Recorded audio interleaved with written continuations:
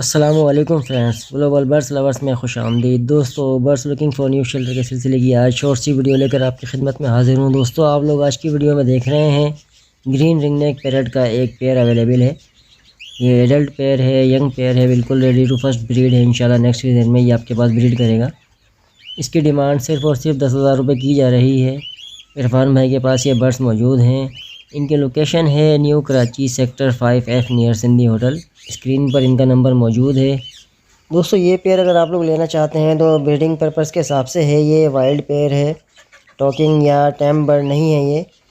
अगर आप लोग ब्रीडिंग पर्पज़ के लिए लेना चाहते हैं तो स्क्रीन पर दिए गए नंबर पर डायरेक्टली रब्ता कर सकते हैं। काफ़ी रीज़नेबल प्राइस है और अल्लाह ताला से उम्मीद है कि इंशाल्लाह नेक्स्ट ईयर आपके पास ये लाजमी ब्रीड कर जाएगा। आप लोग देख सकते हैं मेल का रिंग आना स्टार्ट हो चुका है, फीमेल भी तकरीबन यंग है।